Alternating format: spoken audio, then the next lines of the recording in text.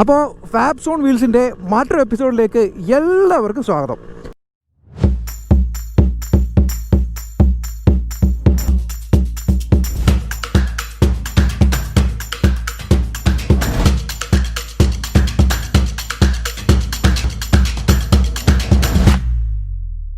അപ്പോൾ ഇന്ന് നമ്മൾ റൈഡ് റിവ്യൂ ചെയ്യുന്ന അല്ലെങ്കിൽ എക്സ്പീരിയൻസ് ഷെയർ ചെയ്യുന്ന വണ്ടി എന്ന് പറഞ്ഞാൽ ദ ലെജൻഡറി RX-Z 98 മോഡൽ.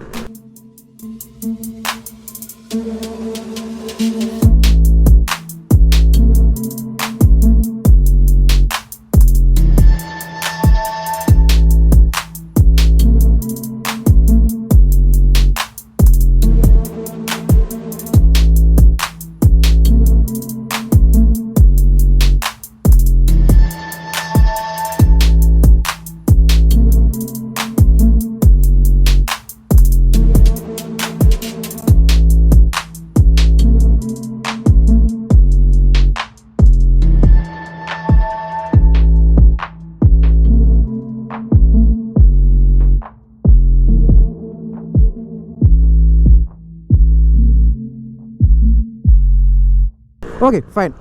അപ്പോൾ കൂടുതൽ നിങ്ങളെ ബുദ്ധിമുട്ടിക്കേണ്ട കാര്യങ്ങളെക്കുറിച്ച് പറയാം. ഈ RX-100 അല്ലെങ്കിൽ 135 ടൈഗർ ഇസഡ് ഇതൊക്കെ തമ്മിലും മറ്റുള്ള ബൈക്കുകളും തമ്മിലുള്ള വ്യത്യാസം എന്താണ്? ഇതൊരു 135cc ബൈക്കാണ്.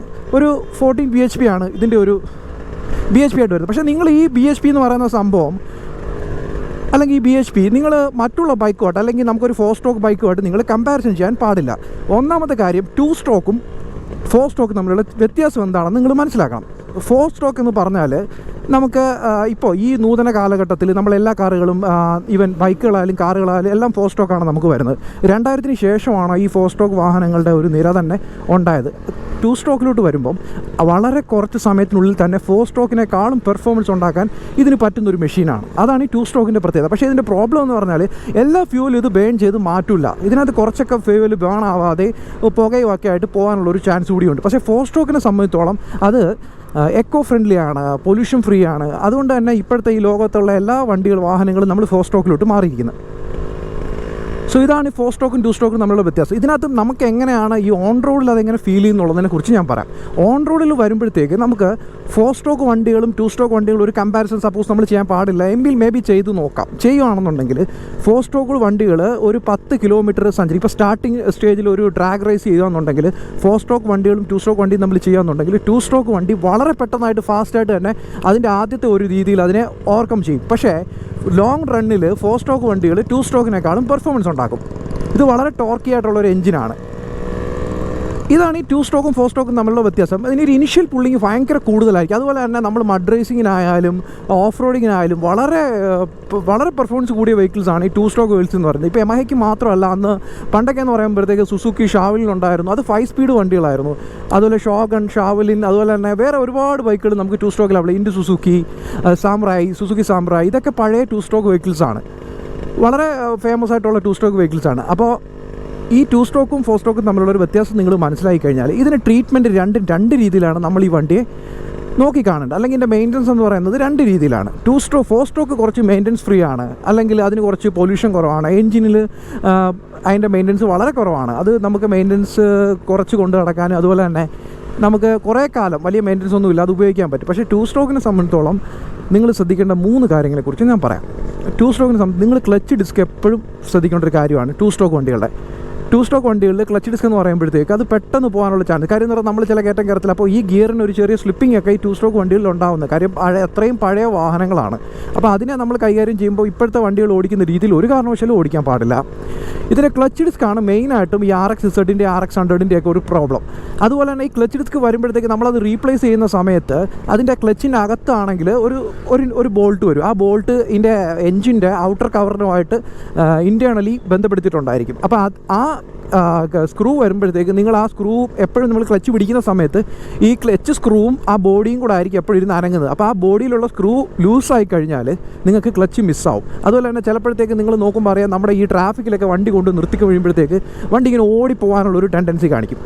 അത് പറഞ്ഞാൽ വേറൊന്നും കൊണ്ടല്ല, അതിൻ്റെ ക്ലച്ചിൻ്റെ ഒരു സംഭവമാണ്. അതാണ് ഇതിന് മെയിനായിട്ട് വരുന്നൊരു പ്രോബ്ലം. പിന്നെ സിലിണ്ടറിൻ്റെ സംഭവങ്ങൾ ഒരു 2 സ്ട്രോക്ക് വണ്ടിയെ സംബന്ധിച്ചോളം അത് നമ്മൾ ഫുള്ളി എഞ്ചിൻ പണിച്ച് എടുത്തു കഴിഞ്ഞാൽ ഈവൻ ഫ്രഷ് ഷോറൂം നടക്കുന്ന ഒരു 2 സ്ട്രോക്ക് വണ്ടിയെ പോലും 4 സ്ട്രോക്ക് വണ്ടിക്ക് അത്രയും നമുക്ക് പ്രത്യേകിച്ച് നമുക്ക് അത്രയും ഒരു അത്രയും ഒരു എന്താ പറയുക ഒരു ഫീൽ നമുക്ക് കിട്ടത്തില്ല. 2 സ്ട്രോക്ക് വണ്ടിയെ സംബന്ധിച്ചോളം ലെജൻഡറി ബുള്ളറ്റിനെ സംബന്ധിച്ചോളം ഓൾഡ് ബുള്ളറ്റിനെ സംബന്ധിച്ച് നമ്മളത് ഒരു വർക്ക്ഷോപ്പിൽ കയറ്റിയിട്ട് എൻറ്റയർലി നമ്മളതിൻ്റെ ഫുള്ള് കാര്യങ്ങൾ നിങ്ങൾ റീവർക്ക് ചെയ്ത് കഴിഞ്ഞാൽ എൻജിൻ റീസ്റ്റോർ ചെയ്ത് കഴിഞ്ഞാൽ നിങ്ങൾക്ക് ഒരു പുതിയ ഷോറൂം നടക്കുന്ന വണ്ടിയെ പോലെ നിങ്ങൾക്ക് ഇറക്കാൻ പറ്റും. പക്ഷേ അതിന് കുറച്ച് എക്സ്പെൻസ് കൂടുതലാണ്. അതുപോലെ തന്നെ ഒബ്വിയസ്ലി അതിന് കുറച്ച് മെയിൻ്റനൻസ് പിന്നീട് വരുന്ന വർഷങ്ങളിൽ വരാനുള്ളൊരു ചാൻസ് ഉണ്ട്. പക്ഷേ നിങ്ങളൊരു 4 സ്ട്രോക്ക് വണ്ടിയാണ് നിങ്ങൾ റീസ്റ്റോർ ചെയ്തെടുക്കുന്നുണ്ടെങ്കിൽ അത് ഈ 2 സ്ട്രോക്കിൻ്റെ അത്രയും ഒരു നീറ്റായിട്ട് നിങ്ങൾക്ക് കിട്ടത്തില്ല തിരിച്ച്. അതുപോലെ തന്നെ നിങ്ങളത് 4 സ്ട്രോക്ക് പണിഞ്ഞെടുക്കുകയാണെന്നുണ്ടെങ്കിൽ കുറേ കാലം പക്ഷേ ആ വണ്ടി ഓടും. പക്ഷേ 2 സ്ട്രോക്കിനെ സംബന്ധിച്ചോളം പീരിയോഡിക്കലി ഭയങ്കരമായ സർവീസാണ് ഇതിനകത്ത് വരുന്നത്. ഒരിക്കലും എനിക്ക് തോന്നുന്നില്ല എല്ലാ 2 സ്ട്രോക്ക് യൂസേഴ്സിനും അറിയാം, എല്ലാ 2 സ്ട്രോക്ക് ലവേഴ്സിനും അറിയാം ഈ വണ്ടി എന്ന് പറയുമ്പോഴത്തേക്ക് വളരെ നമുക്ക് മെയിൻ്റനൻസ് കൂടുതലുള്ള ഒരു വാഹനങ്ങളാണ്. ഓക്കെ, അപ്പോൾ അങ്ങനെ നിങ്ങളൊരു വണ്ടി എടുക്കാൻ താല്പര്യപ്പെടുന്ന ആളാണെന്നുണ്ടെങ്കിൽ ഉറപ്പായിട്ട് നിങ്ങളൊരു കാര്യം ചെയ്യുക. നിങ്ങൾ പുറത്തോട്ട് പോയി നിങ്ങൾക്ക് നോർത്ത് നിന്നാണ് വണ്ടി അവൈലബിലിറ്റി എന്ന് പറഞ്ഞാൽ നോർത്തിൽ പോയിട്ട് ആ ഒരു സെല്ലറിനെ കണ്ടിട്ട് അവരുടെ അടുത്ത് പോയി വണ്ടിയുടെ കാര്യങ്ങളൊക്കെ നോക്കി വേണം നിങ്ങൾ വണ്ടി വാങ്ങാൻ. ഇപ്പോൾ ഈ കൊറോണ സീസണൊക്കെ ആയതുകൊണ്ട് കുറച്ച് യാത്രയിൽ ബുദ്ധിമുട്ടുണ്ടാവും. പക്ഷേ നിങ്ങളൊന്ന് കുറച്ചൊന്ന് വെയിറ്റ് ചെയ്യാമെന്നുണ്ടെങ്കിൽ നല്ല വണ്ടികളൊക്കെ നിങ്ങൾക്ക് അവൈലബിൾ ആയിട്ട് കിട്ടും.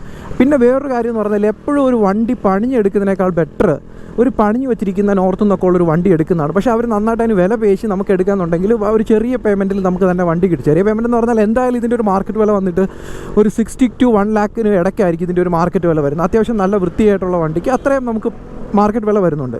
അപ്പോൾ നിങ്ങൾ ശ്രദ്ധിക്കേണ്ട ഒരു കാര്യം, നിങ്ങൾക്ക് അതിനോട് അത്രയും ഒരു പാഷൻ ഉണ്ടെന്നുണ്ടെങ്കിൽ നിങ്ങൾ ആ വണ്ടി എടുക്കാൻ പോകുമ്പോൾ കൂടെ ഒരു മെക്കാനിക്കിനെ കൂടെ കൊണ്ടുപോകുന്നത് നന്നായിരിക്കും. കാര്യം ഒരു മെക്കാനിക് ഉണ്ടെന്നുണ്ടെങ്കിൽ അതിൻ്റെ കാര്യങ്ങളൊക്കെ നോക്കിയിട്ട് 3 കാര്യങ്ങൾ ശ്രദ്ധിച്ചാൽ മതി. ഒന്ന്, വണ്ടിയുടെ എൻജിൻ്റെ പുക നോക്കണം, എൻജിൻ്റെ ഒരു പുക നോക്കണം. പിന്നെ ഇതിൻ്റെ ഫുൾ ചേസിൽ തുരുമ്പോ കാര്യങ്ങളോ ഉണ്ടോ എന്ന് നോക്കണം. 2, എൻജിൻ്റെ സൗണ്ട് നോക്കണം. പിസ്റ്റൺ നിങ്ങൾക്ക് വണ്ടി സ്റ്റാർട്ട് ചെയ്തതിന് ശേഷം ക്ലച്ച് പിടിച്ച് നോക്കിക്കഴിഞ്ഞാൽ ആ സിലിണ്ടർ കിറ്റിൻ്റെ അടി അറിയാൻ പറ്റും. പക്ഷേ എന്നിട്ട് അതും നോക്കിയിട്ട് കുഴപ്പങ്ങളൊന്നും ഇല്ലയെന്നുണ്ടെങ്കിൽ വണ്ടി ഒന്ന് ആക്സിലേറ്റർ കൊടുത്ത് നല്ലതായിട്ടൊന്ന് ഓടിച്ച് നോക്കുക. ഒരു ടോപ്പ് സ്പീഡിലും ടോപ്പ് ഗിയറിലും എന്തെങ്കിലും പമ്മലോ അല്ലെങ്കിൽ ദാറ്റ് മീൻസ് എന്തെങ്കിലും മിസ്സിങ് ഉണ്ടെന്നുണ്ടെങ്കിൽ ആ വണ്ടി എടുക്കരുത്. കാര്യം അതിൻ്റെ എൻജിൻ റീവർക്ക് ചെയ്യേണ്ടി വരും. അതാണ് രണ്ടാമത്തെ കാര്യം. പക്ഷേ അത് എടുക്കാം, ആ വണ്ടിക്കകത്ത് എടുക്കുന്നതിന് ബുദ്ധിമുട്ടില്ല. നിങ്ങൾ അത്രയും വില പേശിയിട്ട് ബാർഗെയിൻ ചെയ്തിട്ട് നിങ്ങൾ ആ വണ്ടി എടുക്കേണ്ടി വരും. അതാണ് അതിനകത്തുള്ളൊരു മെയിൻ വിഷയം. ഓക്കെ, അപ്പോൾ രണ്ടാമത്തെ കാര്യം ഇതാണ്. പിന്നെ മൂന്നാമത്തെ കാര്യം എന്ന് പറയുന്നത് ക്ലച്ച് ഡിസ്ക് നോക്കുക. ക്ലച്ച് ഡിസ്ക് നോക്കുമ്പോൾ ക്ലച്ചിൻ്റെ അതായത് ക്ലച്ച് കേസിംഗ് എന്ന് പറയും. ആ ക്ലച്ച് കേസിങ്ങിൻ്റെ കവറൊക്കെ നല്ലപോലെ സ്യൂട്ടായിട്ടിരിക്കുകയാണോ, നല്ല ഫിറ്റ് ആൻഡ് ഫിനിഷിൽ ഇരിക്കുകയാണോ, അതൊക്കെ നിങ്ങൾ ശ്രദ്ധിക്കുക. പിന്നെ ഫ്രണ്ട് ഷോക്ക് അബ്സറും ബാക്ക് ഷോക്ക് അബ്സറും നോക്കുക. ഇത്രയും കാര്യങ്ങളൊക്കെ നോക്കിയാൽ നിങ്ങൾക്ക് 2 സ്ട്രോക്ക് വണ്ടി എടുക്കാൻ പറ്റും. പിന്നെ ഇതിൻ്റെ ഒരു പ്രത്യേകത എന്ന് പറഞ്ഞാൽ 4 സ്ട്രോക്ക് വണ്ടിയെ പോലെ ഡയറക്റ്റ് നമ്മൾ എഞ്ചിൻ ഓയിൽ ഓൾറെഡി ഇതിനുണ്ട്. പക്ഷേ നമ്മൾ എപ്പോഴും ഇതിനകത്ത് ഫ്യൂൽ ഫില്ല് ചെയ്യുമ്പോൾ, നിങ്ങൾ പുതിയ ആളാണെന്നുണ്ടെങ്കിൽ നിങ്ങൾ ഫ്യൂൽ ഫില്ല് ചെയ്യുമ്പോഴത്തേക്ക് ഈ വണ്ടിക്കകത്ത് നിങ്ങൾ എഞ്ചിൻ്റെ അതായത് പെട്രോളിൻ്റെ കൂടെ ഫ്യൂവലിൻ്റെ കൂടെ നിങ്ങൾ ഇപ്പോൾ ഒരു 100 അടിക്കുകയെന്നുണ്ടെങ്കിൽ ഒരു 10 രൂപയുടെയെങ്കിലും ഓയിൽ നിങ്ങൾ ഇതിൻ്റെ കൂടെ മിക്സ് ചെയ്യണം. ഫ്യൂവലും ഓയിലും കൂടെ മിക്സ് ചെയ്തിട്ടാണ് ഈ വാഹനങ്ങൾ 2 സ്ട്രോക്ക് വാഹനങ്ങൾ ഓടിക്കുന്നത്. പക്ഷേ ചില വണ്ടികൾക്ക് ബൈ സ്റ്റോക്കായിട്ട് തന്നെ കമ്പനിയായിട്ട് തന്നെ നമുക്ക് സൈഡിൽ ഒരു ഓയിൽ ക്യാൻ വരാറുണ്ട്. ആ ഓയിൽ ക്യാൻ നിങ്ങൾ സെറ്റ് ചെയ്ത് വെക്കുകയെന്നുണ്ടെങ്കിൽ നിങ്ങൾക്ക് അങ്ങനെ ഈ ടാങ്ക് വഴി ഓയിൽ ഒഴിക്കുന്നതിൻ്റെ ഒരു ബുദ്ധിമുട്ട് ഉണ്ടാകത്തില്ല. പക്ഷേ ടാങ്ക് വഴി നിങ്ങൾ ഓയിൽ ഒഴിച്ചു കഴിഞ്ഞാൽ ഒരു ഗുണം എന്താണെന്ന് പറഞ്ഞാൽ നിങ്ങൾക്ക് എവിടെയെങ്കിലും അത്യാവശ്യം ദൂരെ പോയാലും നിങ്ങൾക്ക് വേറെ ബുദ്ധിമുട്ടോ കാര്യങ്ങളൊന്നും വരത്തില്ല. പക്ഷേ ഡയറക്റ്റ് നിങ്ങൾ സൈഡ് ബോക്സ് വഴി, ഇവിടെ ഒരു സൈഡ് ബോക്സ് ഉണ്ട്, ആ സൈഡ് ബോക്സ് വഴിയാണ് നിങ്ങൾ ഓയിൽ ഒഴിക്കുന്നുണ്ടെങ്കിൽ നിങ്ങൾ ഇത്തിരി ടോപ്പ് സ്പീഡിൽ പോകുകയെന്നുണ്ടെങ്കിൽ ചിലപ്പം ആ ഓയിൽ നല്ല രീതിയിൽ ഈ എൻജിൻ സക്ക് ചെയ്തെടുക്കാനും ആ ഓയിൽ ഇടയ്ക്ക് തീരാനും അതുപോലെ തന്നെ വണ്ടി പിസ്റ്റൺ പിടിക്കാനും ഉള്ളൊരു ബുദ്ധിമുട്ട് ചിലപ്പോൾ മേ ബി ഉണ്ടാവാം. പലർക്കും അത് ഉണ്ടായിട്ടുണ്ട്. അപ്പോൾ അതുകൊണ്ട് തന്നെയാണ് എല്ലാവരും ഈ ഓയിൽ എന്ന് പറയുന്നത് 2 സ്ട്രോക്ക് ഓയിൽ ഈ എൻജിനകത്ത് എൻജിനും ഫ്യൂവലും കൂടെ, എൻജിൻ ഓയിലും നമ്മുടെ ഈ ഇതും കൂടെ എൻജിൻ, അതുകൊണ്ട് തന്നെയാണ് എല്ലാവരും ഈ ടാങ്കിൽ ഒഴിക്കുന്ന പെട്രോളിനോടൊപ്പം ഫ്യൂവലിനോടൊപ്പം തന്നെ ഓയിൽ മിക്സ് ചെയ്തിട്ട് ചെയ്യാറ്. അപ്പം നിങ്ങളത് ആ ഒരു കാര്യം വളരെയധികം ശ്രദ്ധിക്കേണ്ട ഒരു സംഭവമാണ്. നമുക്കിനി ഒരു യൂ ടേൺ എടുക്കാം.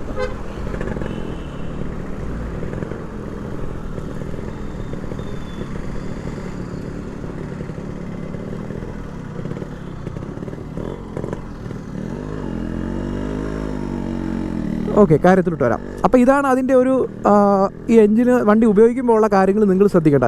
പിന്നെ ഈ വണ്ടിയുടെ വേറൊരു പ്രത്യേകത എന്ന് പറഞ്ഞാൽ ഇത് വളരെ ലൈറ്റ് വെയിറ്റ് ആയിട്ടുള്ളൊരു വെഹിക്കിൾസാണ്. വളരെ ലെജൻഡറി ഒരു വെഹിക്കിളായിരുന്നു. ഒരുപാട് അന്ന് പൈസയൊക്കെ ഉള്ള ആൾക്കാർ അല്ലെങ്കിൽ അന്ന് നമ്മുടെ നാട്ടിൽ തന്നെ നമ്മുടെ ഒരു 90s ആൾക്കാരോട് ചോദിച്ചറിയാം, 86 ആൾക്കാരോട് ചോദിച്ചറിയാം, അവരുടെയൊക്കെ ഒരു ഡ്രീമായിരുന്നു. ഇപ്പോഴും ഈ വണ്ടികൾ എങ്ങനെ നിരത്തിൽ ഇത്രയും ഇതായിട്ട് ഓടുന്നു പറഞ്ഞാൽ ഓഫ് കോഴ്സ് ഇതിനൊരു ഫാൻ ഫോളോയിങ് തന്നെയുണ്ട്. 100% ഇതിനൊരു ഫാൻ ഫോളോയിങ് ഉണ്ട്. ആ ഫാൻ ഫോളോയിങ്ങിൻ്റെ മാത്രമാണ് ഈ വണ്ടി ഇത്രയും മെയിൻ്റനൻസും കാര്യങ്ങളൊക്കെ ഉണ്ടായിട്ടും ഇന്നും ഇത് നിലനിൽക്കാൻ കാര്യം ഇതൊരു ശരിക്കും ഒരു ആൻറ്റിക് പീസാണ്. ഒരുപാട് ആൾക്കാർ ഈ വണ്ടി ഇങ്ങനെ യൂസ് ചെയ്യുന്നുണ്ട് നല്ല രീതിയിൽ, അല്ലെങ്കിൽ അതിനെ മെയിൻറ്റെയിൻ ചെയ്ത് അവരുടെ ഒരു സ്വന്തം വാഹനം എന്ന് പറയുന്ന രീതിയിൽ നല്ല രീതിയിൽ അവർ കൊണ്ട് നടക്കുന്നുണ്ട്. ഇപ്പോൾ ഈ ഒരു കാലത്തും അവരുടെ ഒരു പ്രത്യേകം എന്ന് പറഞ്ഞാൽ ഈ വണ്ടി എപ്പോഴായാലും നമ്മൾ സ്പെയറൊക്കെ അവൈലബിൾ ആക്കി നമ്മളിത് റീസ്റ്റോർ ചെയ്തെടുത്താൽ പക്ക നമുക്ക് ഷോറൂമിൽ നിന്ന് നമ്മൾ ഇറക്കുന്ന ഒരു പുതിയ വണ്ടിയെ പോലെ തന്നെ ഇരിക്കും. അത് ഈ വണ്ടിയുടെ ഒരു പ്രത്യേകതയാണ്. പിന്നെ അതുപോലെ തന്നെ ആൾക്കാരുടെ അറ്റൻഷൻ ഒരു മെയിൻ ഒരു ഘടകമാണ്. നമ്മൾ എവിടെയെങ്കിലും ഒരു ന്യൂജൻ ബൈക്ക് പോകുന്നതിനേക്കാൾ ബെറ്റർ ഇതുമായിട്ട് നമ്മൾ പോകുകയാണെന്നുണ്ടെങ്കിൽ അപ്പോൾ നിങ്ങൾക്ക് ഇപ്പോൾ കാണാൻ പറ്റും ഒരു ചേട്ടൻ വന്നിട്ട് നോക്കിയിട്ട് പോയത്. കാര്യം ഒരുപാട് ആൾക്കാർ ഇതിനെ സ്നേഹിക്കുന്ന ആൾക്കാരുണ്ട്, ഒരുപാട് പേര് സ്നേഹിച്ചിട്ടുണ്ട്. ശരിക്കും പറഞ്ഞാൽ ഇതിന് ശരിക്കും ഫാൻ ഫോളോയിങ് അല്ല, ഒരുപാട് കാമുകന്മാരുണ്ട് ഈ വണ്ടി. ലൈക്ക് നമ്മളൊരു ഗേളിനോട് നമ്മളിത് ചെയ്ത് കഴിഞ്ഞാൽ ഒരു ഫാൻ ഫോളോയിങ് അല്ല, ശരിക്കും ഇതിനകത്ത് ഒരുപാട് കാമുകന്മാരുണ്ടെന്ന് വേണം പറയാൻ, ലവേഴ്സ് ഉണ്ടെന്ന് വേണം പറയാം. കാര്യം എല്ലാവരും വൺ സൈഡ് ലവേഴ്സ് ആയിരിക്കും. കാര്യം അന്നത്തെ സമയത്ത് ഇത് അഫോർഡ് ചെയ്യുക, ഇത് എടുക്കുക എന്നൊക്കെ പറയുമ്പോൾ ഭയങ്കര ഒരു സംഭവം. കാര്യം ആ പഴയ കാലത്ത് തന്നെ ഓൾമോസ്റ്റ് ഒരു 30,000-നകത്തോ അതിന് പേരിലൊക്കെ ആയിട്ട് വില ഉണ്ടായിരുന്നൊരു വണ്ടിയാണ്. ഏകദേശം 10 to 15 years ബാക്ക് അത്രയും വിലയെന്ന് പറഞ്ഞാൽ അത് ആർക്കും അഫോർഡ് ചെയ്യാൻ പറ്റുന്നൊരു പ്രൈസ് അല്ല. പക്ഷേ ഇപ്പോഴത്തെ വന്ന ആ പഴയ ആൾക്കാരൊക്കെ തന്നെ ഇപ്പോൾ ഈ വാഹനം സ്വന്തമാക്കുന്നുണ്ട്. ഇതാണ് ഇതിൻ്റെ ഒരു ലെജൻഡറി ആയിട്ടുള്ള ഇതിൻ്റെ ഒരു ഹിസ്റ്ററി എന്ന് നമ്മൾ പറയുന്നത്. പിന്നെ ഈ വണ്ടിക്കകത്ത് ഇപ്പോൾ ഈ വണ്ടിയുടെ സ്പെസിഫൈ ഈ വണ്ടിയുടെ പ്രത്യേകത ഇതിനകത്ത് ആ മീറ്ററൊക്കെ തന്നെ ആ യമഹ എസ്കോർട്ട് എന്നുള്ള രീതിയിലാണ് അത് നിങ്ങൾക്ക് കാണാൻ പറ്റുന്നുണ്ട്. മീറ്ററൊക്കെ തന്നെ നല്ല രീതിയിൽ വർക്ക് ചെയ്യുന്നുണ്ട്. പക്ഷേ ആ മീറ്ററിനകത്ത് നിങ്ങൾ നോക്കിയാൽ ചെറിയ രീതിയിൽ ഇതൊക്കെ ഒരു വിൻറ്റേജ് ഫീലിൽ നമുക്ക് ഈ വണ്ടി ഓടിച്ചുകൊണ്ട് നടക്കാൻ പറ്റും. ഓക്കെ, ഇതാണ് ഈ വണ്ടിയുടെ ഒരു നമ്മുടെ എന്താ പറയുക മെയിൻ്റനൻസിൻ്റെ കാര്യങ്ങളൊക്കെ ഞാൻ പറഞ്ഞത്.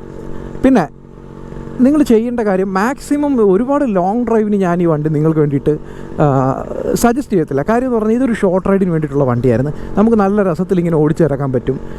ഇതിൻ്റെ ഒരു എക്സോസ്റ്റിൻ്റെ സൗണ്ട് തന്നെയാണ് എടുത്തു പറയേണ്ട വേറൊരു കാര്യം ആ എക്സോസ്റ്റ് സൗണ്ട് എന്ന് പറയുന്നത് അത് കേട്ടിട്ട് ഇങ്ങനെ കുറേ ദൂരം പോകാൻ പറ്റും. പണ്ടൊക്കെ നമ്മൾ ചെയ്യുന്നതെന്ന് പറഞ്ഞാൽ ഫ്ലൂട്ട്, ഇതിൻ്റെ എക്സോസ്റ്റിനകത്തൊരു ഫ്ലൂട്ട് വരും. ദാറ്റ് മീൻസ് ഒരു ഫിൽറ്റർ വരും. ആ ഫിൽറ്റർ കട്ട് ചെയ്തിട്ട് നമ്മൾ വേറൊരു മെറ്റൽ വെച്ചിട്ട് വെൽഡ് ചെയ്തിട്ട് ഒരു കുഴൽ, ദാറ്റ് മീൻസ് ഒരു പൈപ്പ്, ഒരു മെറ്റൽ പൈപ്പ് വെച്ചിട്ട് അത് നല്ല രീതിയിൽ നമ്മൾ റീട്യൂൺ ചെയ്തെടുക്കുമായിരുന്നു. പിന്നെ അതുപോലെ തന്നെ ഈ വണ്ടിയുടെ പെർഫോമൻസ് നിങ്ങൾക്ക് കുറയുകയാണെന്നുണ്ടെങ്കിൽ നിങ്ങൾ ചെയ്യേണ്ട ഒരു കാര്യം എന്ന് പറഞ്ഞാൽ ഒരു 6,000-7,000 കിലോമീറ്ററൊക്കെ ഓടുമ്പോൾ ഇതിൻ്റെ എക്സോസ്റ്റ് ഒന്ന് അഴിച്ചെടുത്തിട്ട് ഈ വണ്ടിയുടെ അതിനകത്തൊരു ഫ്ലൂട്ട് അവൈലബിൾ ആണ്. ആ ഫ്ലൂട്ട് നിങ്ങളൊന്ന് എടുത്തിട്ട് ആ ഫിൽറ്റർ ഊരിയതിന് ശേഷം അതൊന്ന് കത്തിക്കുന്നത് നന്നായിരിക്കും. കാര്യം എന്ന് പറഞ്ഞാൽ ഇതിനകത്ത് ഓയിലിൻ്റെ ഡെപ്പോസിറ്റിങ് കൂടുതലാണ് ഈ 2 സ്ട്രോക്ക് വാഹനങ്ങളിൽ. അതൊരു മെയിൻ കാര്യം നിങ്ങൾ ശ്രദ്ധിക്കേണ്ടതാണ്.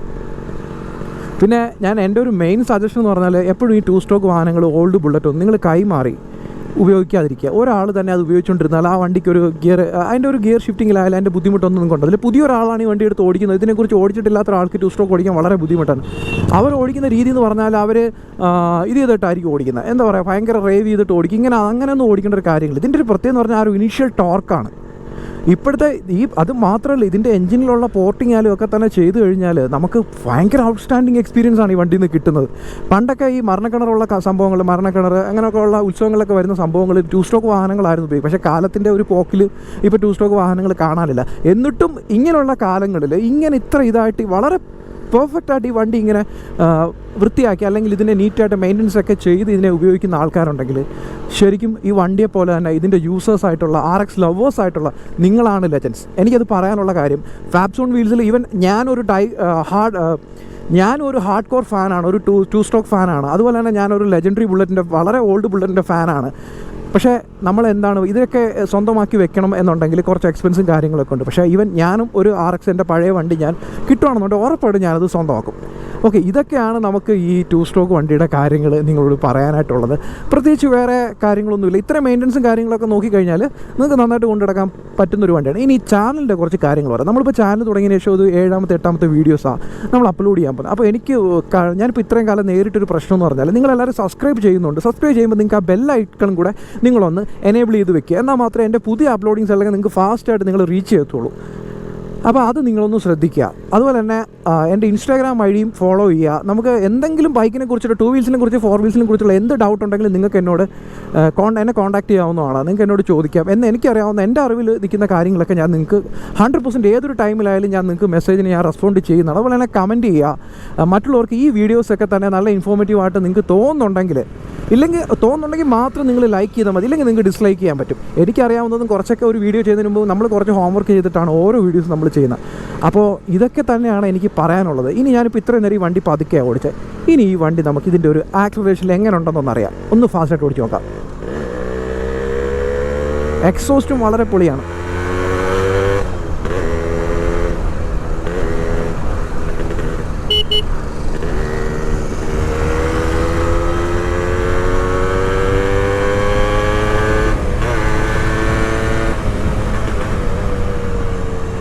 പെട്ടെന്നാണ് 80 റീച്ച് ചെയ്യുന്നത്. കാര്യം ഇത്രയും പഴക്കമുള്ള ഒരു വണ്ടി 80 ഒക്കെ കയറുക എന്ന് പറഞ്ഞാൽ തന്നെ വലിയൊരു കാര്യമാണ്. നമുക്ക് ഇവിടെ റോഡിന് നല്ല രീതിയിൽ കയറ്റാനുള്ളൊരു ബുദ്ധിമുട്ടുള്ളത് കൊണ്ടാണ് ഞാനത് ചെയ്യാത്തത്. എന്തായാലും മാക്സിമം ഞാൻ ട്രൈ ചെയ്യുന്നതാണ്.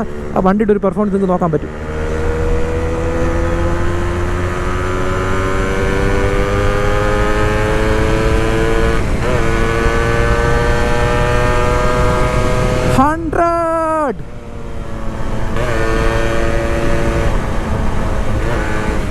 ഇതിനെക്കുറിച്ച് ഒന്നും പറയാനില്ല. ഈ വണ്ടി 100% ട്യൂണിങ്ങിലാണ്. കാരണം ഇതിൻ്റെ ആ ഒരു എഞ്ചിൻ്റെ പ്രത്യേകത, അല്ലെങ്കിൽ ഇത് അത്രയും വൃത്തിയാക്കി വെച്ചിരിക്കുക എന്നുള്ളത് നമുക്ക് വേറെ ഒരു തെളിവും വേണ്ട. പഴയ RX ഒക്കെ എന്ന് പറഞ്ഞാൽ 100 കയറാൻ ഇച്ചിരി പാടാണ്. പക്ഷേ ഇത് ഇൻസ്റ്റൻറ്റ് ഫാസ്റ്റായിട്ട് തന്നെ 100 കയറുന്നുണ്ട്. So 4 stroke is very good, but 2 stroke that's A legendary vehicle. എനിക്ക് നിങ്ങളോട് പറയാനുള്ള അതാണ്. ഒരു 2 സ്ട്രോക്ക് ഫാന് കിട്ടാവുന്നതിൽ വെച്ചുള്ള ഏറ്റവും വലിയ ഒരു ട്രിബ്യൂട്ടായിരിക്കും ഈ വീഡിയോ ഞാൻ നിങ്ങൾക്ക് വേണ്ടിയിട്ട് ഡെഡിക്കേറ്റ് ചെയ്യുകയാണ്. അപ്പോൾ ഡൈ ഹാർട്ട് RX ഫാൻസിന് ഈ വീഡിയോ ഷെയർ ചെയ്യാം, നിങ്ങൾക്ക് ലൈക്ക് ചെയ്യാം, കമൻറ്റ് ചെയ്യാം. എന്തെങ്കിലും ഒരു നെഗറ്റീവ് ഞാൻ പറഞ്ഞിട്ടുണ്ടെങ്കിൽ നിങ്ങൾക്ക് കമൻറ്റ് ചെയ്യാവുന്നതാണ്. അപ്പോൾ വീണ്ടും കാണും വരേക്കും എല്ലാവർക്കും ഒരു ഗുഡ് ബൈ.